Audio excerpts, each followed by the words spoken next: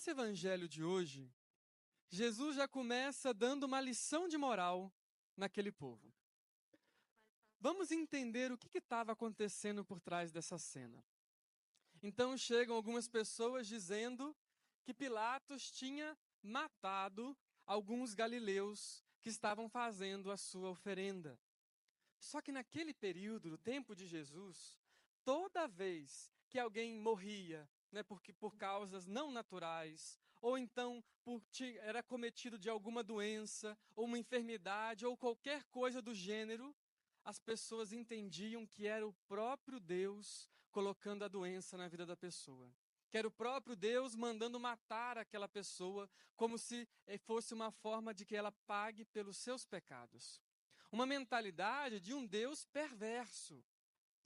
E olha, se a gente pensa hoje em dia, parece que tem muita gente com uma mentalidade bem similar.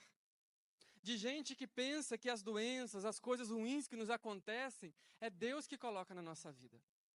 Quantas vezes nós já falamos ou até ouvimos de alguém dizer, quando descobre, nossa, fulano está com uma doença. Ah, não, mas Deus colocou essa doença para ajudar fulano a amadurecer na vida. Ah, não, isso aí que está acontecendo na sua vida, fulano, esse problema é uma provação que Deus está te dando para que você possa amadurecer mais, para que você possa crescer mais. Eu fico pensando, nessa mentalidade, Deus olhando para nós, Ele que fez de tudo, preferiu sofrer no nosso lugar, morrer na cruz, do que nos ver sofrer e ouvir a gente colocando nas costas dele o sofrimento da nossa vida. Deus nunca coloca sofrimento para nós. Isso a vida já faz sozinha. Outro dia eu estava atendendo uma confissão, no multirão de confissão, que começou agora nessa quaresma. E aí uma pessoa que veio confessar comigo falou assim, padre, eu perdi 2 gestações e eu acho que Deus me puniu porque eu usei contraceptivo por 12 anos. Eu acho que Deus me puniu, por isso que eu não consegui ter essas crianças. Aí eu fiz a seguinte pergunta para ela. Você acha mesmo que Deus mataria 2 crianças só para te ensinar uma lição de moral? Entende a profundidade dessa pergunta? Às vezes a gente fica colocando as coisas como se fosse Deus. Não, porque Deus é que fez isso, Deus que colocou essa doença, Deus que fez tal coisa, mas não. Quando a gente olha, por exemplo, a porcentagem que acontece de abortos espontâneos na primeira gravidez, é um número muito significativo. É muito mais comum do que a gente se dá conta, do que a gente imagina. E tá tudo bem acontecer isso. Porque não é porque você é pecadora, não é porque Deus quis te punir de alguma forma, isso é algo natural da nossa condição humana. Isso vale para tantas outras coisas. Quando te acontecer algo ruim, ou algum problema, ou alguma doença, por favor, não pense que é Deus querendo te fazer sofrer. Como eu gosto de dizer, eu já falei isso com vocês, quem educa com sofrimento é pai e mãe que não sabe conversar. Aí tem que bater, tem que espancar às vezes. Deus é muito mais inteligente do que nós. Ele sabe como nos ensinar de dezenas, centenas de formas diferentes. Nos ensina pela palavra, pela Eucaristia, pela vivência com os nossos irmãos, pelo exemplo dos outros, pela realidade a qual nos inserimos. Deus não precisa de nos fazer sofrer para nos ensinar as coisas. O sofrimento é uma realidade natural a nós.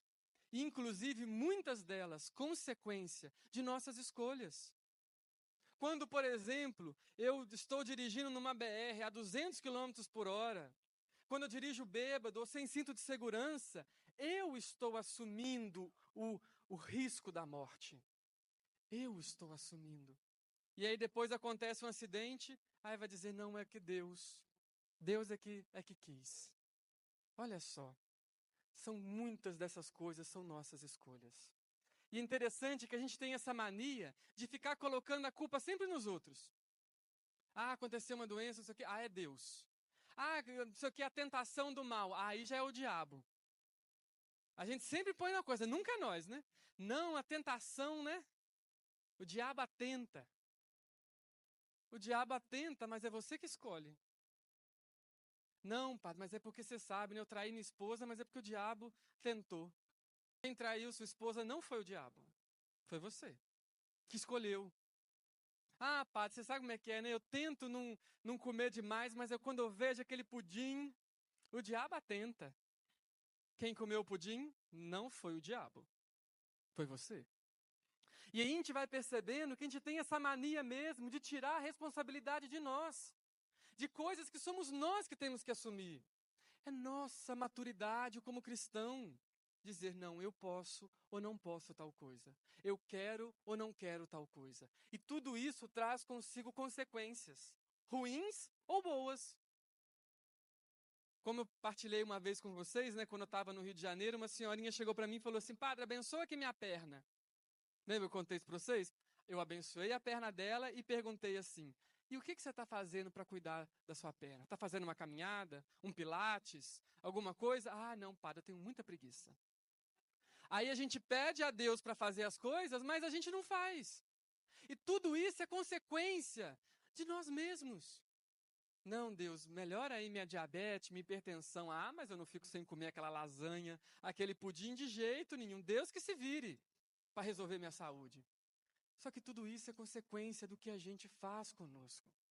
Por isso que eu pego muito, né, eu falo muito sobre a questão da saúde, porque a saúde é um dos âmbitos da nossa vida que depende muito de nós. Muito. Como que a gente se alimenta, como que a gente se exercita. Outro dia eu vi uma frase que eu acho muito importante que diz assim: a maior prova de amor que você pode dar à sua família ou àqueles que vocês amam é cuidar da sua saúde primeiro. Porque quando a gente cuida da nossa saúde, a gente vai viver muito mais tempo do lado das pessoas que nós amamos. E mais, nós poderemos ser pessoas que cuidam, ao invés de ser aquela que precisa ser cuidada.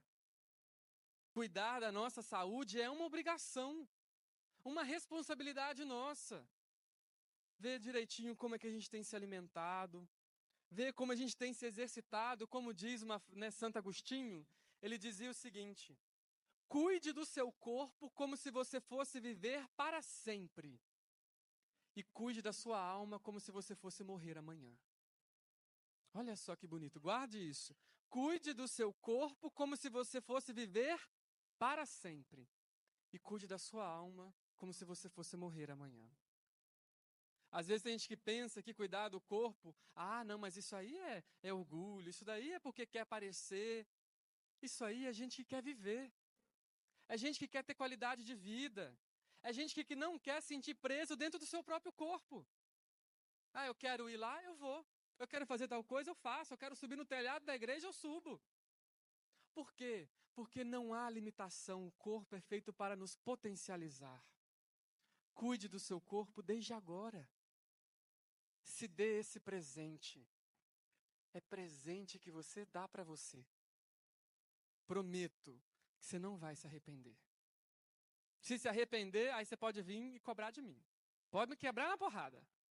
Mas eu duvido que você vai se arrepender de ter cuidado do seu corpo. Que nós possamos olhar para a nossa vida e perceber que tudo isso que está à nossa volta é escolha nossa.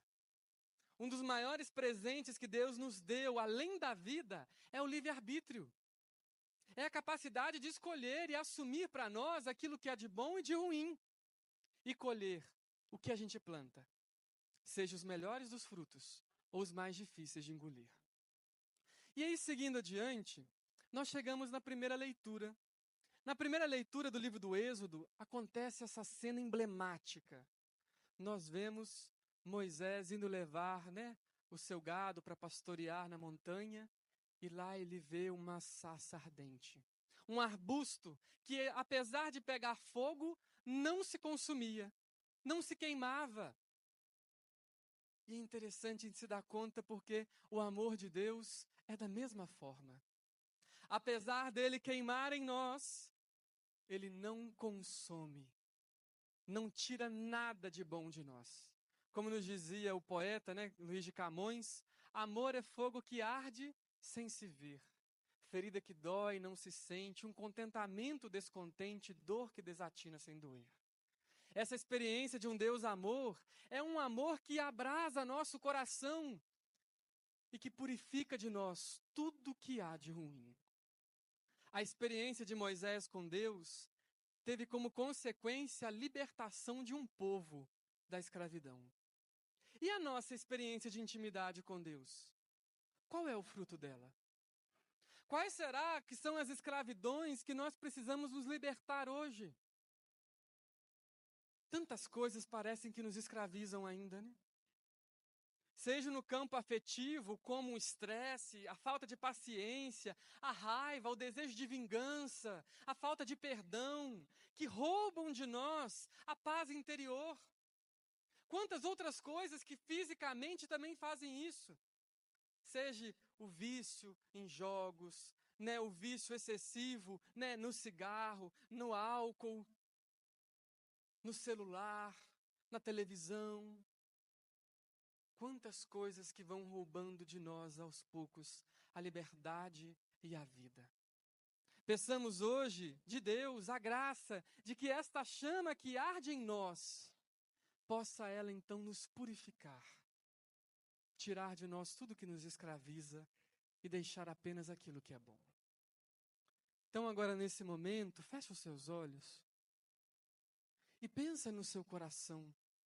Quais será que são as escravidões que você hoje pede para que Deus te liberte? O que tem sido a sua maior tentação, que às vezes é difícil superar, é difícil vencer? Pense no seu coração. Pense também sobre como anda a imagem que você tem de Deus. Será que eu ainda vejo um Deus que parece que faz as coisas ruins da minha vida? Ou será que eu vejo a verdadeira imagem de Deus? Que quando as coisas ruins me acontecem, Ele fica ao meu lado. Possamos nós então ter essa imagem em nós. Sassa que só queima, que não se... Não podemos ficar de pé. Mostra quem tu és. Vem nos visitar, nos fazer queimar de novo. Vocês não conhecem essa música não, gente? Não? Sim? Refrão, quem sabe canta comigo, pelo amor de Deus. Vocês estão deixando eu sozinho aqui, passando vergonha? Foi a tua presença que nos trouxe aqui, Senhor. Não desistiremos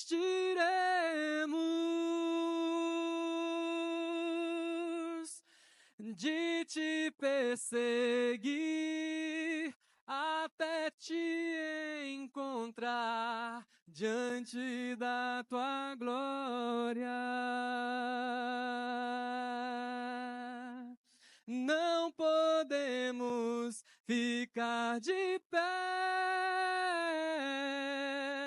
Mostra quem tu és. Vem nos visitar, nos fazer queimar